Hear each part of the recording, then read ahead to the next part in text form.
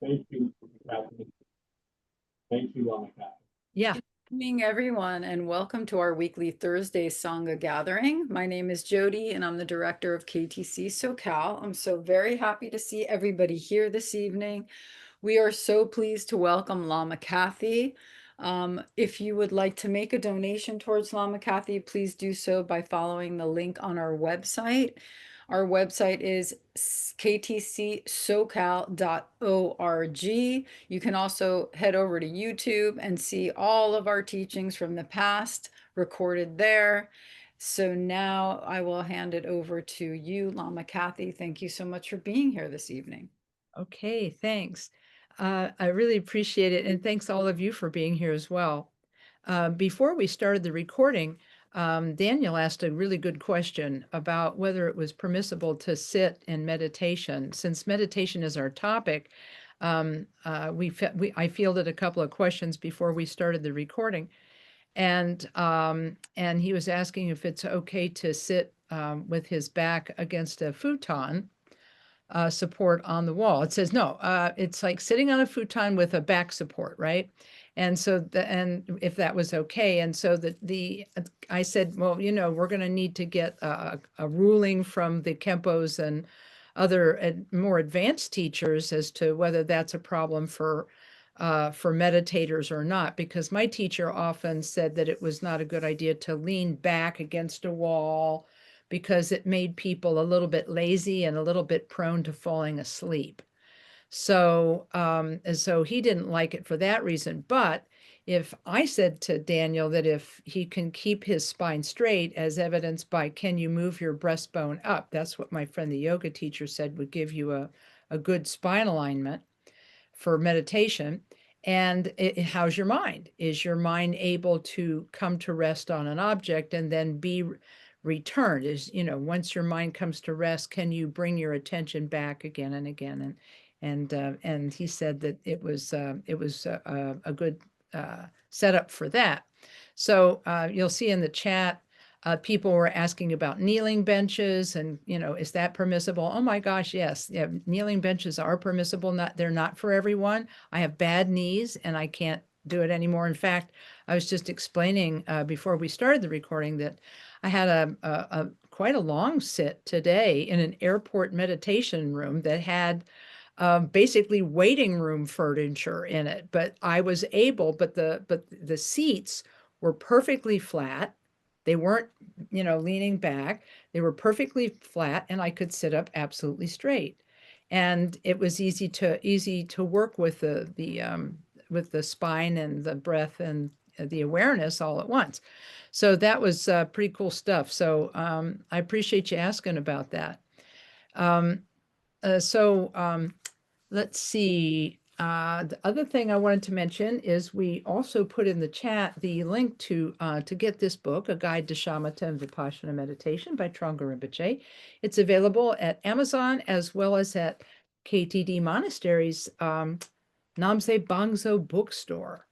And before we started the recording, I also asked where we were in the book because I forgot to put a note in the book.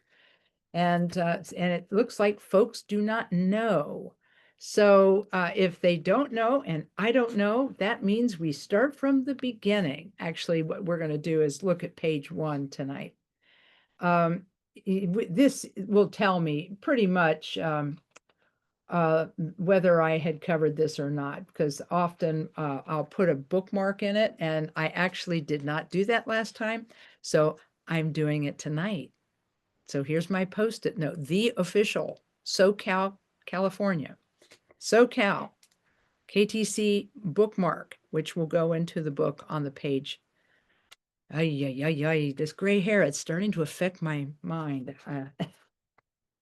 Anyhow, because it's wonderful that all of you get together to meditate together. And I think that Khenpo Karthar Rinpoche said that meditating together can be a very powerful practice, because when we're sort of left to our own devices and meditating on our own at home, we might be motivated to meditate. We might not be motivated to meditate. We may get busy and not make time.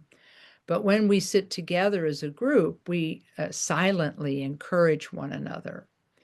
And by doing that, just that action of sitting quietly together, we actually create community. And this is something that I've noticed more and more in recent months, as there has been a lot of social and economic strife and political strife going on in the country, that more people are coming to learn how to meditate now than in the past.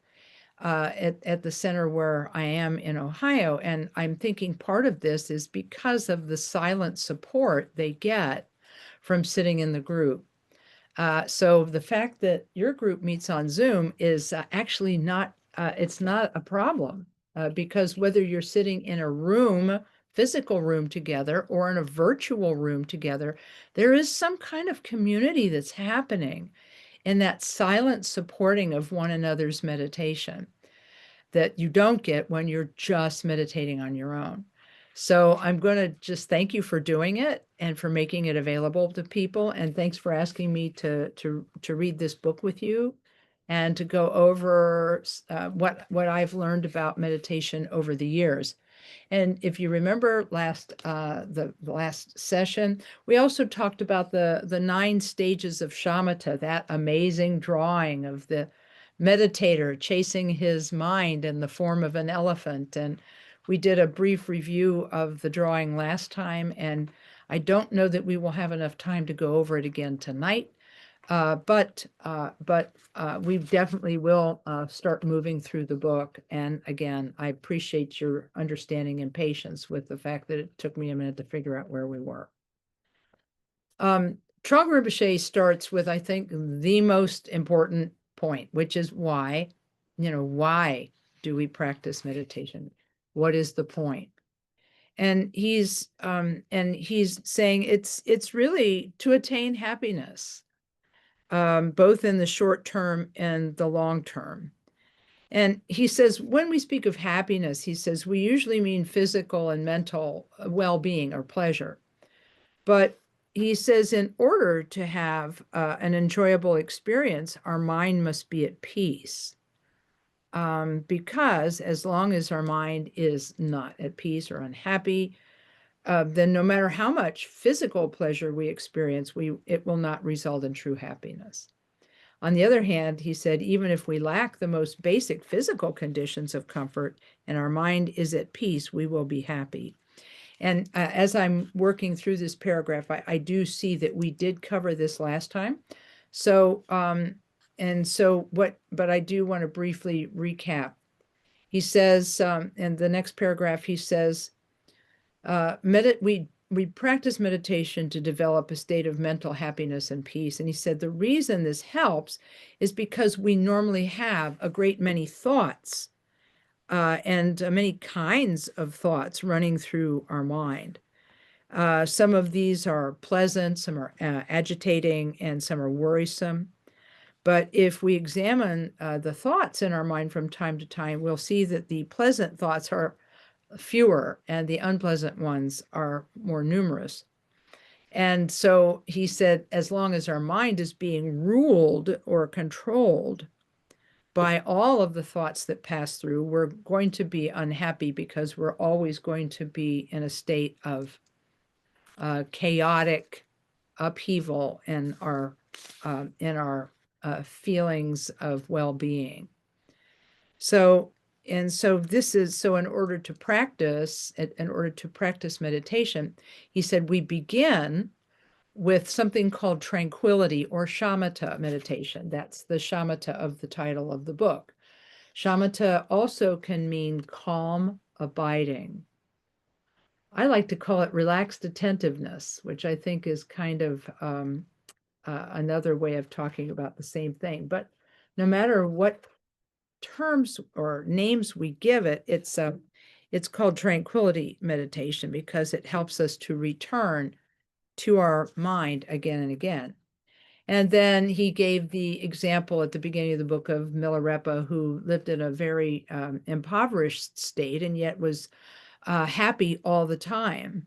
And he sang songs of realization that showed that his mind was not just at peace, but it was illuminated by its experience of itself, the mind's experience of itself. And then he was content all the time, no matter what was going on. And then Thrangu Rinpoche, in the next paragraph, he's saying, if we can cultivate this same, idea of mental contentment, he said, we will tend not to become ill and will heal more easily. And then the reason for this, he said, is because the agitation causes a disturbance in the subtle channels and energies within our body. And disturbances there create feelings of dis-ease, as my friend used to call it. And it prevents the healing of old ones. So my friend, and I mentioned her last episode too, Dr. Julie, and by this I refer to Dr. Julie Brzezinski Lewis, and I'll type her extremely interesting to spell name, Brefcczyski Lewis, Lewis. And she is at the University of West Virginia, if you want to look her up. She was, as I explained last time, she was I was her lab rat, and she studied me as a meditator at the University of Wisconsin at Madison in 2007 on behalf of the researcher Richie Davidson, and she was brought in to do a specific experiment. She continued to work with brain science after graduating with her PhD. And she said that studies have been done that actually show that meditation, just quiet, sitting, tranquility meditation, increases our uptake of our immune response and our uptake of vaccines. So the idea is that in this way, our immunity is bolstered and improved by the practice of shamatha. And she said this was not, these results were not just in what we would call career meditators, people who've been meditating for 10,000 hours or more, which is the standard that science has been using in the past for determining whether a subject was worthy of study. Meditation subject was worthy of being studied. But now they found this result in people who had just learned and only taken a short course and had done meditation for a fairly short time. They had this immune response. And so what Thrangu Rinpoche is saying is actually backed by science. It's not just something that comes from the Tibetan medical tradition of traditional medicine. It's actually also coming from a Western medicine point of view. Then he says the agitation that happens in our body from the agitation in our mind, he said, also can get in the way of the effective working of medical treatment. And so this is why I feel that meditation is going to help people now and in the future to help themselves with illness. You can't cure illness with meditation, but what you can do is you can improve your body's ability to fight infection. You can improve your body's ability to resist illnesses and for medicines to be successful and so on. So then he says he also brings up Milarepa, who lived for an extremely long time in a place where there was no medical care, and that he was able to do so partly because of his practice. And then Thrangu Rinpoche in the next paragraph talks about the long-term benefit of meditation is to become free of all suffering, which means we no longer experience the suffering of birth, aging, sickness, and death. And this attainment is called supreme attainment or enlightenment. And then the root of this enlightenment is the practice of meditation. I remember Khenpo Karthar Rinpoche said, Shamatha meditation by itself, the founder of our center said, Shamatha meditation by itself will not produce enlightenment, but it is a necessary precursor to practicing other disciplines well so that enlightenment can be obtained. So the idea is that he said what Khenpo Rinpoche said was that Shamatha meditation consists of resting your mind on a given object. And then when attention wanders from that object, gently and definitively bringing the attention back to the object again and again and again, no matter how many times. He said you should always think that when you return your attention, you're returning it to give a fresh start to your meditation. And so he said, and you can have as many fresh starts as you want. That was how he put it. So he said, you don't need to worry about how many fresh starts you have in a session. He said, it's all good. Then I have a friend who's a therapist, and she told me that she felt that meditation was a useful tool to helping people overcome depression and anxiety. She said it's not a substitute. She felt that meditation was not a substitute for proper medical care and talk therapy. She said, you shouldn't think, oh, I'm going to meditate my depression away and then try to do it on your own without support. She said it's better to be used, meditation is better to be used in conjunction with and along with talk therapy and or medications. Because she said what she saw as the benefit of meditation for people being treated for depression is because a lot of what happens in anxiety and depression is that we think about and focus on very depressing things and worrisome things over and over and over again. And by doing this over and over again, we don't break out of the cycle of sadness. Whereas, she said, the interruptive technique of meditation, where you place your attention on an object, at least initially, it's the breath. And then we can branch out eventually to other objects. But gently bringing attention back when attention wanders is an interruption. It interrupts the flow of thoughts, this uncontrolled flow of thoughts that Thrangu Rinpoche says is the cause of so much agitation and upset in our minds. And so the therapist I spoke to said that learning how to recognize when your attention has wandered and then stop the feeding the distraction, let it dissipate, and then returning to the breath for a fresh start. She said that allows us to see that it's okay to interrupt a thought. Nothing bad will happen. If you interrupt a thought, the world will not come to an end. Everything will be fine. You will be fine. And so she said that this will help them in the future as they work with talk therapy, medication, and other methods to help them to focus on things that are more healthy for themselves. They can actually begin to interrupt spins when those spins begin to happen, which I just think is really interesting. So we just got a little bit more to cover for now, and then I'll stop for questions. But at the end of this paragraph, he says we also have many negative habits that we have been accumulating from beginningless time. This is at the bottom of page 2.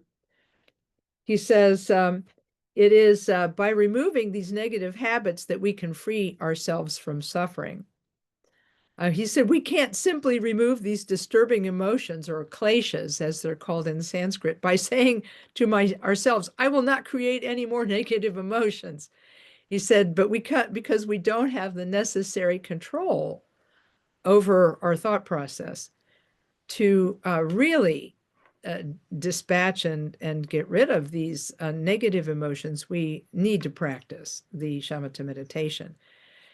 He said, when we begin to practice it, we usually find that our mind won't stay still even for a few seconds. But this condition is not permanent and will change as we practice. I've had several people tell me that this is true, that over time, they start out with an extremely short period of attention that is outsized by the period of mental wandering. They'll have a short period of attention, and then the wandering will be quite long before they even recognize that they're wandering. But then once they notice that they're wandering, then returning again and again and again, however many times they have to, they will notice that that period of attention grows larger by a few seconds, and the period of inattention or distraction will decrease by a few seconds. And that was illustrated in the drawing by the first 3 of the 9 stages of shamatha: placement, which is placing the attention, and it'll stay for a few seconds. And then the second stage, which is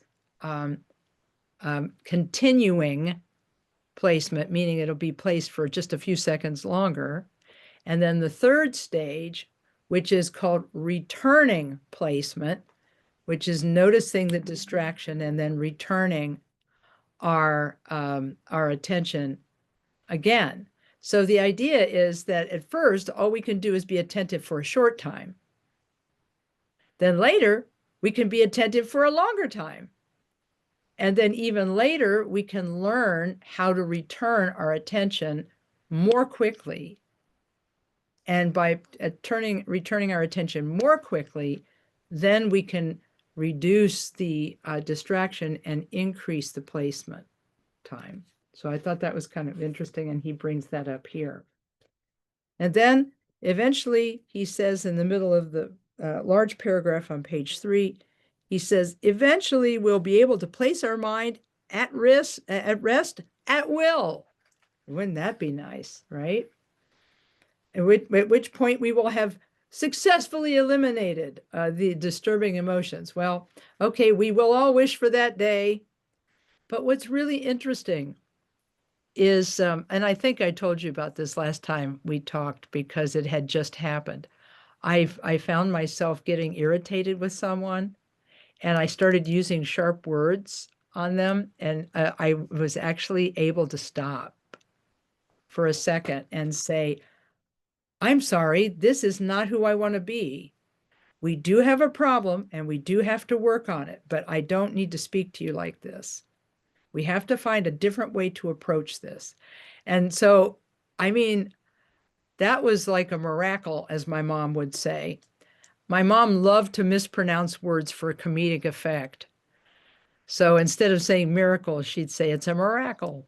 So anyway, so it was a miracle where I had that moment where I was irritated and then was able to walk it back, because, we need to be able to just back up from stuff sometimes and say, you know what?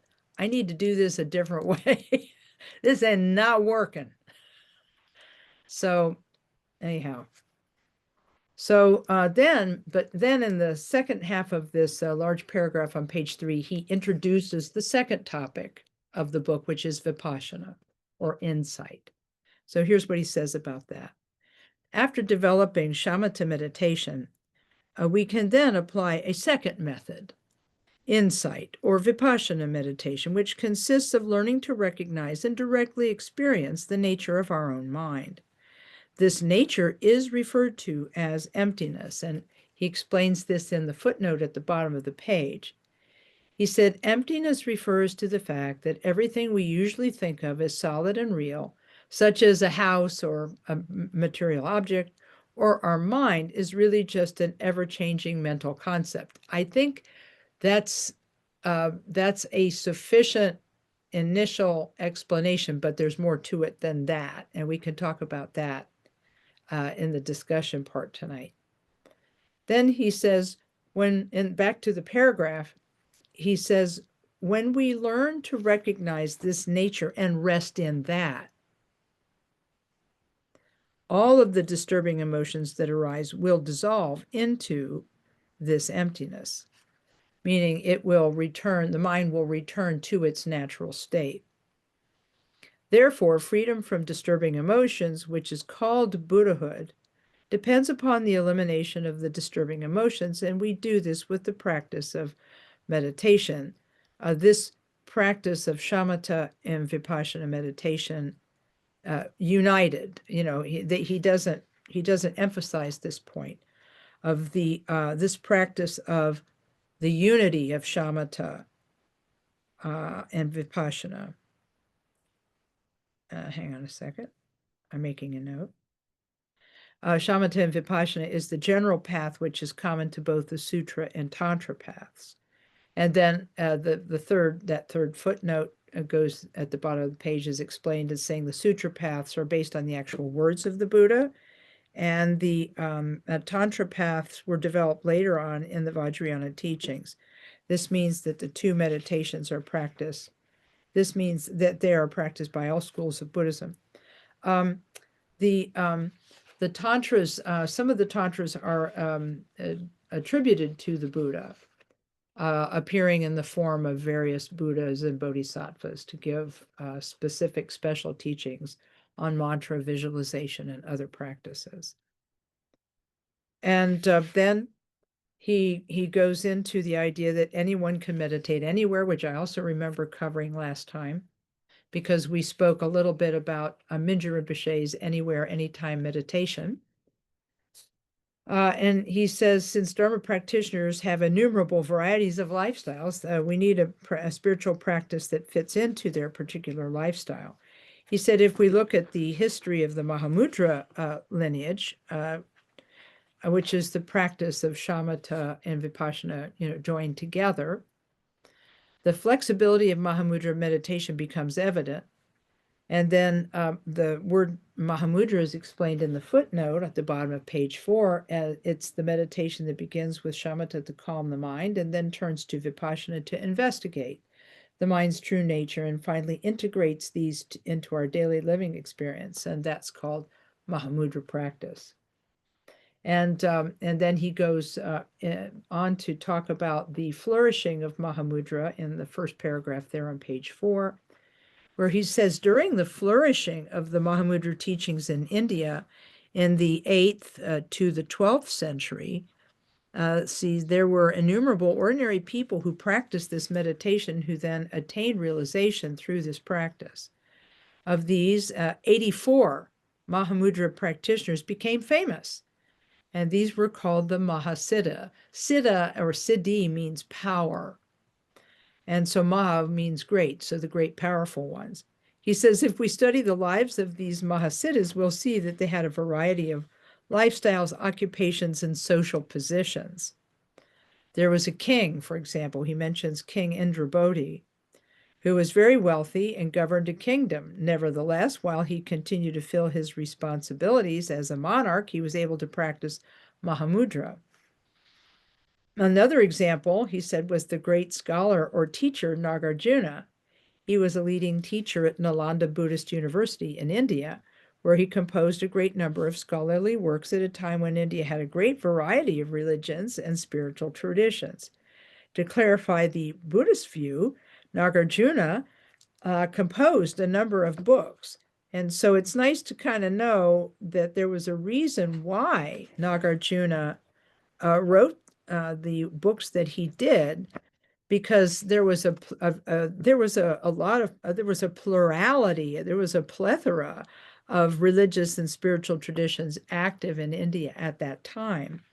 And he wanted to clarify what Buddhists believed as opposed to what the Jain religion taught and what the Hindus were teaching, and so on. He said, Nagarjuna's books are still studied today and are considered eminently trustworthy. They are so convincing in their exposition of emptiness that reading them can actually change how we think. He was very busy with all of his teaching and writing, but nevertheless found time to practice Mahamudra and attained enlightenment. And then he said a different example was Tilopa, who was a commoner. He was neither a great king or a great scholar. He made his living by grinding sesame seeds to make sesame oil. Nevertheless, while doing this menial task, he was able to practice Mahamudra and attained realization. And he said some of them were merchants, some of them were laborers, some of them simply wandered around. And what they all had in common was that they were able to attain supreme realization through the practice of Mahamudra. The point is that regardless, this is the top of page 5, regardless of what our particular responsibilities and work in this life may be, the practice of Mahamudra will be effective in achieving realization. It is for that reason that this form of meditation was recommended by the 16th Karmapa for busy Westerners. And so Chogyam Trungpa Rinpoche taught it, and now Mingyur Rinpoche is teaching it. So there is still this sense that that people who live incredibly complex and busy lives need a meditation that they can put into their everyday life so that they can join even their tasks, their daily tasks, with meditation. And those of you who studied the books of Thich Nhat Hanh, the Vietnamese Zen master, know that he advocated meditation while doing menial tasks. He had a dish. He said you can meditate while washing a dish. He said you can meditate while answering the phone. He said you can, and Khenpo Rinpoche said you can meditate even while drinking a cup of tea. He said it's the idea is to be present with what you are doing without your mind being in one place and your body being in another. And this is why I think modern people find so much benefit from ancient disciplines like Tai Chi and yoga, because your mind and your body work together in yoga and in Tai Chi in order to bring us into a present moment experience of ourselves. And so he says then in the final paragraph on page, the second paragraph on page 5, the final paragraph of this section, he says there are many Buddhist meditation practices that are extremely profound, but their implementation often requires great austerity and strict retreat. In short, many of these meditations just don't fit the way we live our lives right now. But Mahamudra is the cultivation of mindfulness and the alertness and the practice of Shamatha and Vipashyana. These practices don't require tremendous austerity or strict retreat. Mahamudra simply fits into our ordinary life just as it is. The most important beginning is working with our mind to make it calm and peaceful. That's tranquility, which begins causing our mind to fill with joy. And this meditation reduces stress and anxiety we would have otherwise experienced. A joyful mind also makes it possible for us to have the energy to successfully accomplish whatever we are trying to do. So now I have made a note of where we are leaving off. So even though we probably covered these pages again, a second time, I feel happy that we did that. And now I've got a mark, and hopefully all of you will help me remember. Okay. Will you mark your books as well? That would help the old Lama quite a lot. Now I wanted to say a couple things about emptiness because he introduces the topic. We left off on page 5. Yeah, somebody asked in the chat, what page should we leave off on? And we left off on page 5. We'll pick up next time with mind is most important. And as I look at it now, I say, oh yeah, I know. This is exactly where we left off last time too. So but now it's in paper. Now it's on the paper, and I'm going to try to write myself an outline so I know what I'm doing. But in any case, I wanted to say a few things about emptiness, because a lot of people have some misunderstanding about emptiness.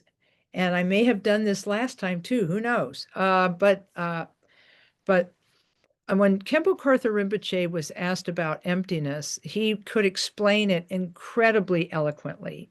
And so people like me, I'm like, how am I going to try to explain emptiness? I can't do what Rinpoche did. And I said, what do I do when I have to explain emptiness? And he said, well, begin at the beginning by explaining impermanence. So what he said about that, what he meant by that was that if a person can understand impermanence, the fact that everything that is made of matter is impermanent and is actually falling apart every instant of every moment. It's the second law of thermodynamics. Everything falls apart. So the idea is that everything is impermanent. And if we can get that idea in our minds, that is the first way to begin to understand emptiness. Because emptiness doesn't mean that nothing exists. It means that things don't exist permanently the way we think they exist. Because we think that things are like I have a meditation striker here made of wood, and meditation gong striker made of wood. And, we might think, well, this is going to be around for a really, really long time. But no, it's not going to be. It's impermanent.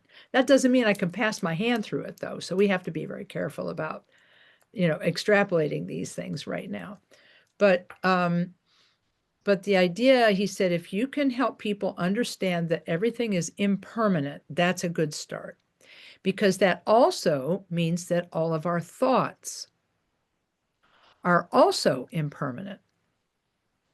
They are, in fact, one of the examples that the Buddha gave about thought process is he explained it as being like a wave rising from the sea and then returning to the sea.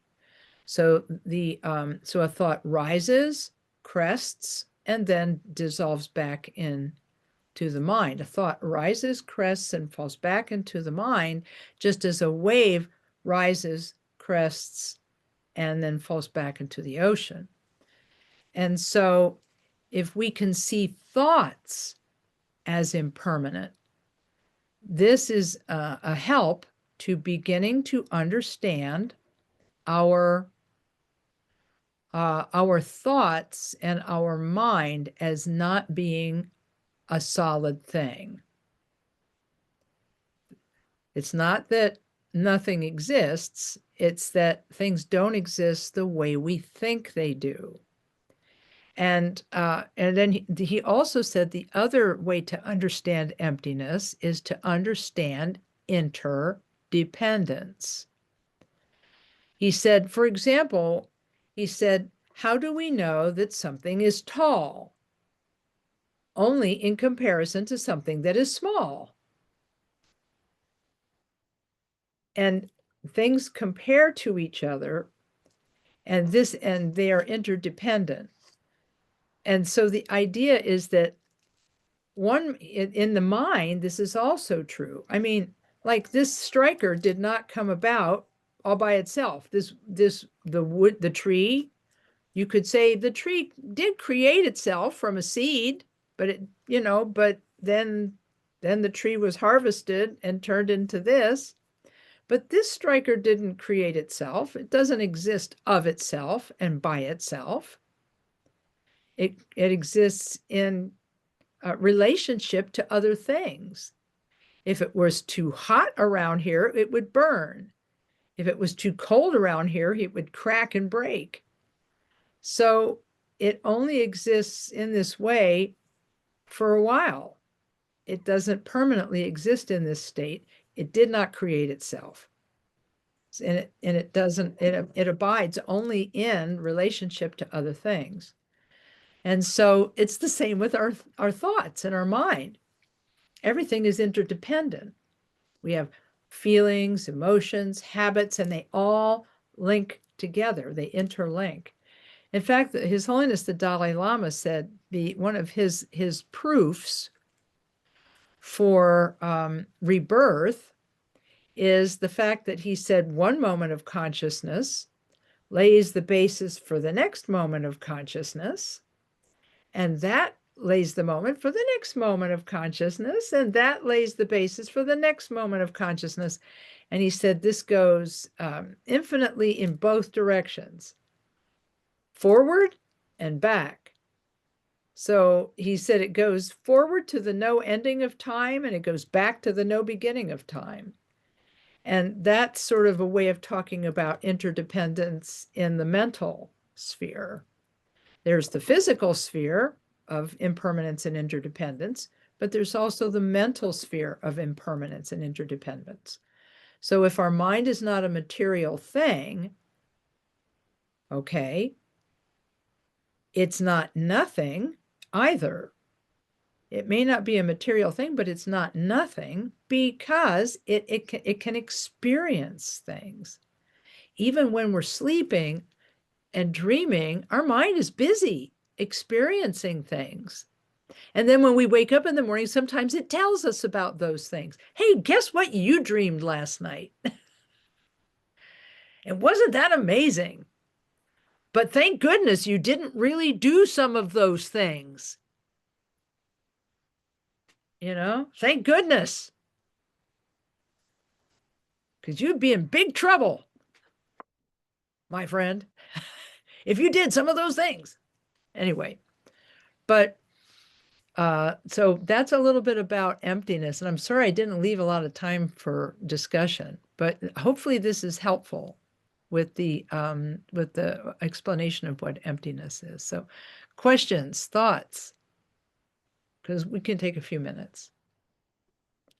Lama Kathy, Yes.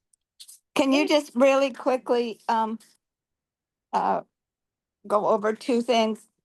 Yeah. That Dr. Julie's name again, it's BREF and then what? Oh, it's in chat. Let's see. I couldn't find it in the chat. Okay. Yeah. I'll spell it. B as in boy, R as in Richard, E, F as in Frank, C as in cat, Z as in zebra, Y, N as in Nancy, S as in Sam, K as in Kathy, I, Thank you. and then dash Lewis, Lewis. Okay. And if and so hopefully, she's an interesting person. She's I just saw her a few weeks ago. She and her family were coming through my little town, and they wanted to see the Indian mounds. Knowing it had just been added to the World Heritage List, they wanted to come and see them. And so we had lunch, and I got a chance to chat with her, and it was great. And we're going to be doing a series of 3 lectures again next May for the Center of Science and Industry in Columbus, Ohio, our science museum. They have something called Science Festival every year. And so she's going to come back. We did a program that was a lot of fun called The Why of Worry. Why worry? Yeah.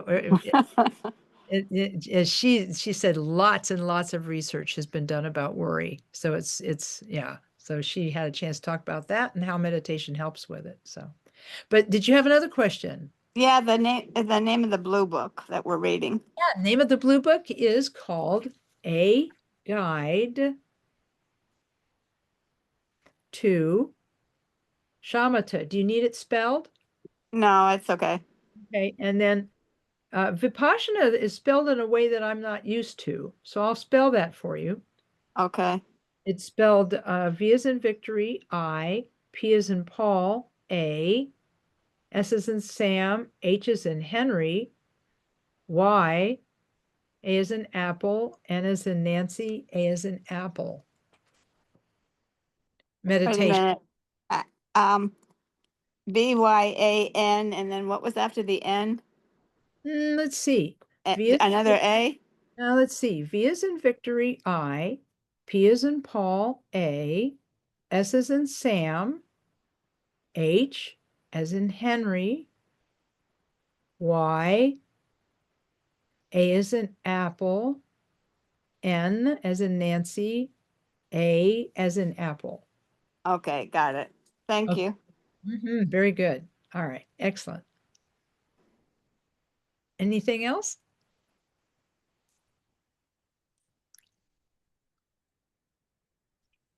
So, Lama Kathy, I had a question.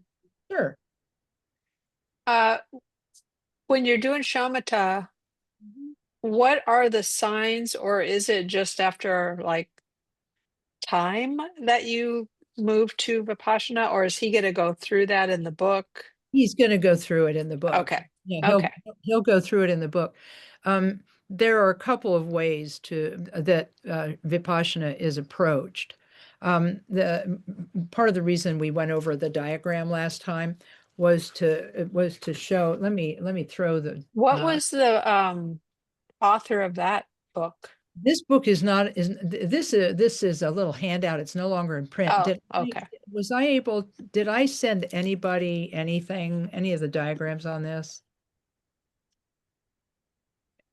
It looks like it was no. Oh, shoot. Okay, well then maybe I'm confusing this class with another one. And that is very possible. Because I have taught this several times recently. And so, okay, here's the drawing. Okay, let's just look at that. Oh yeah, all righty. I'll just blow it up briefly. Oh yeah, there we go. Oh yeah, it's a little bit fuzzy because it's pixelated a bit. But if you remember, part of the reason I shared the diagram last time was because it talks about one of the approaches to Vipassana. Some see Vipassana as a product of shamatha. Because here in the ninth stage, placement and equipoise, where mind is at rest in itself. And then insight arises like this, this ray of light. Insight arises from within shamatha. But you have to know what you're looking for before this, the idea is that Vipassana understanding begins to arise from within shamatha. But then it has to be cultivated after that. So that's one way that that Vipassana is said to arise. Another is by doing specific exercises. And there are two types of exercises that I'm familiar with. There are many others. Okay. Actually, now there are three, now that I think of a third one. And then there's another one too. Anyway, there are a number of exercises that can be done to develop and cultivate Vipassana. A couple of examples are analytical meditation. There's a really easy analytical meditation that is in the book Great Path of Awakening, which is part of the Lojong tradition. And then that's taught when I teach the Great Path of Awakening book to people. I teach it very slowly over a period of months, individually to people. And there's an analytical meditation there that is in that is Vipassana based and can cultivate Vipassana. But another way that we cultivate Vipassana is through the practice of Mahamudra meditation. They also have a set of meditative exercises. The ninth Karmapa wrote not one, but 3 Mahamudra meditation manuals. And he taught specific progressive techniques to be able, for mind to be able to rest in and look at and experience itself. But those have to be undertaken after a person has finished the Mahamudra preliminary practices that are called Nundro. That after those are done, then the 9th Karmapa's books can be shared. And then there are other Mahamudra presentations, such as Thrangu Rinpoche right now is teaching one called the Ganges Mahamudra. He's teaching that for wisdom publications. And then there are, and then there's yet another one that was taught there at SoCal by Khenpo Karthar Rinpoche called Naturally Liberating Whatever You Meet.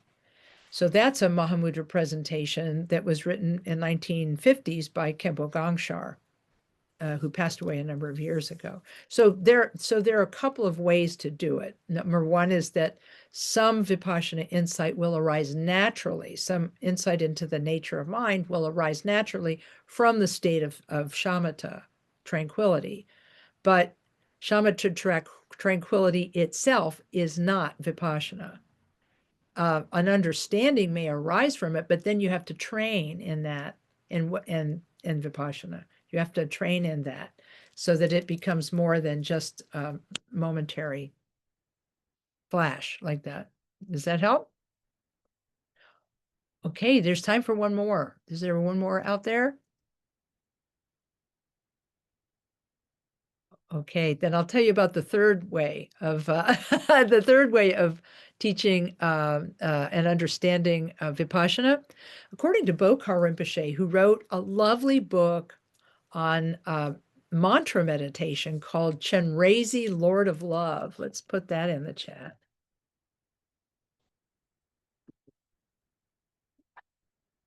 And his name is Bokhar, B-O-K-A-R. And I don't know that the book is still in print, but if it's not, you can find it on some sites to read.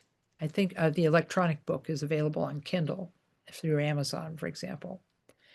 He says, in that book, he says that when you do visualization meditation, like Chenrezig meditation, you are actually developing Vipassana insight.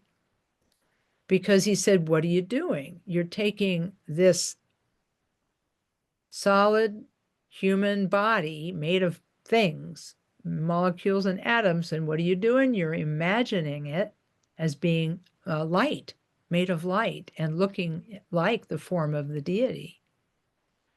So he said, and so you're training in the 2 aspects that mind is said to have, the 2 characteristics mind is said to have, or aspects. It's emptiness, because the view that we have of the deity is that the body is empty, and yet it appears. That's the luminosity aspect of mind, or the mind's experiential nature.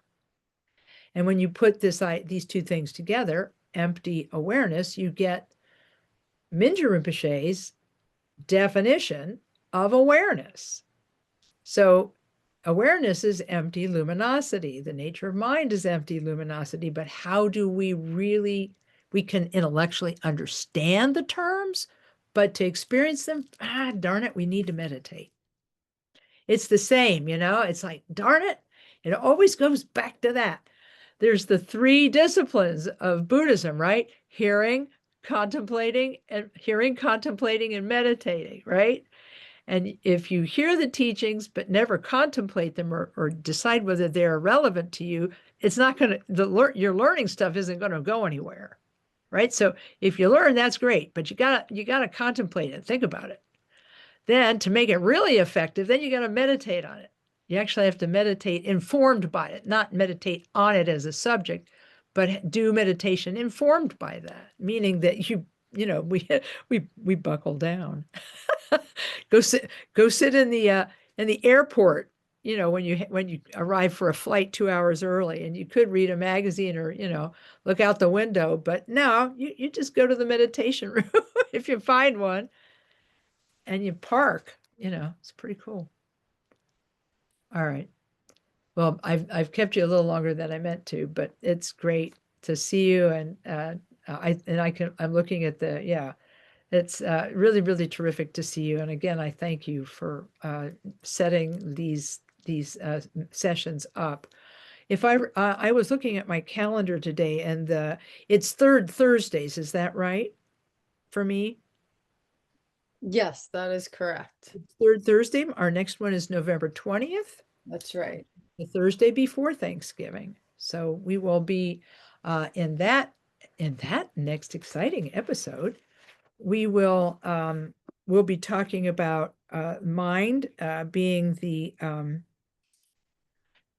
being supreme over the body and the speech, and then we're going to be talking about the why of meditating on Shamatha and Vipashyana. So those will be the next two topics.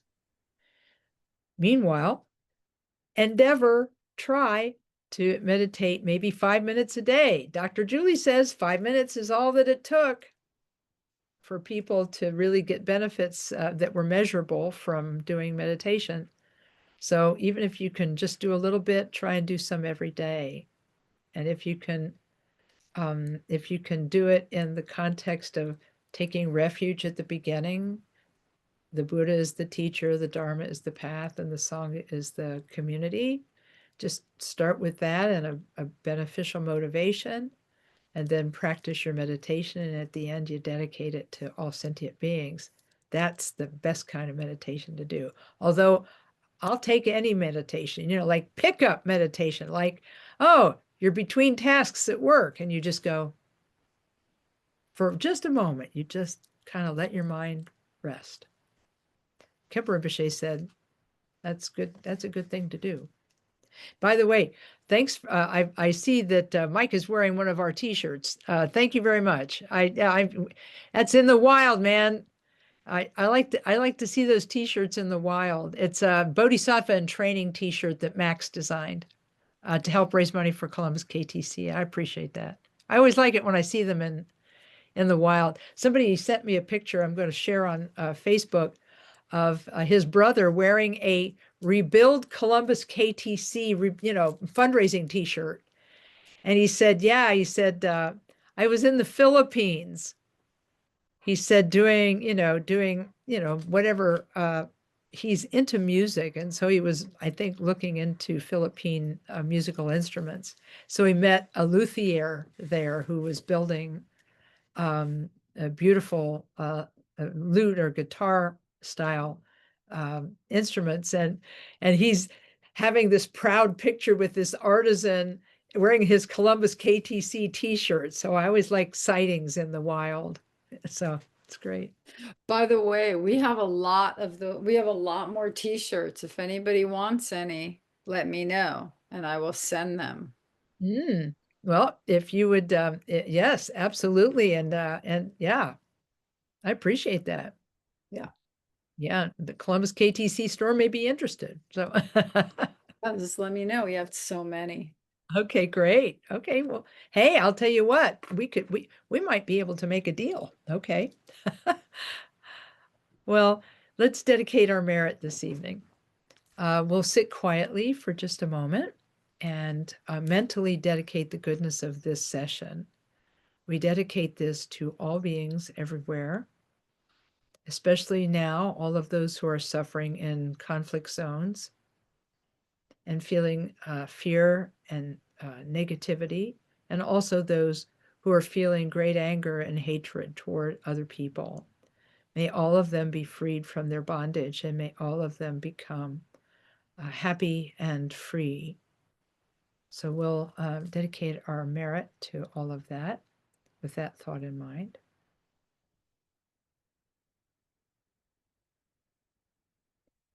Okay, thanks very much, everyone.